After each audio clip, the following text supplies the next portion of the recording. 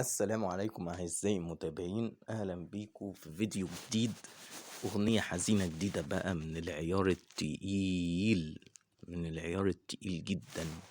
أغنية حزينة دي يا جماعة، يعني قعدت فيها حوالي 12 يوم عشان أنا أعرف أألف الأغنية الحزينة دي.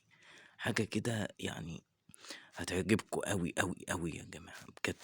أعزائي المتابعين، هعرض لكم كلمات الأغنية، وما تنسوش يا أعزائي المتابعين هنزل الكلمات دي على الوصف في الديسكريبشن، وابقوا اتفرجوا عليها براحتكم. عشان في ناس قالت لي مش بنعرف نقرا الكلام في الفيديو، ما بنلحقش نشوف وكلام من ده.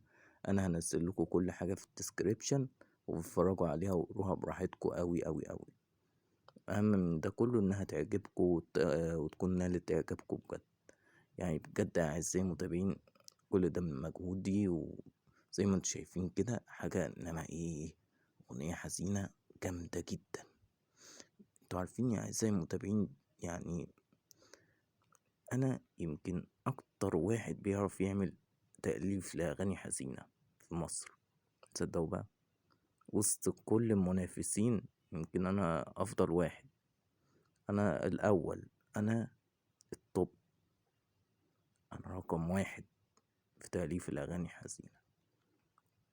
يا أعزائي المتابعين، يعني اللي اللي شاف الفيديوهات اللي قبل كده عارف قد ايه احنا بنعمل اغاني حزينة قوية جدا. انا بعمل تأليف اقوى كلمات اغاني حزينة حرفيا.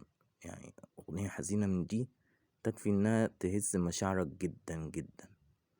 اعزائي المتابعين، ما تنسوش دعمكم للقناة، وتدوسوا لايك واشتراك لو ما اشتركتش، وشير الفيديو لاصحابك. وبس كده اعزائي المتابعين، واشوفكم في فيديو جديد. مع السلامة.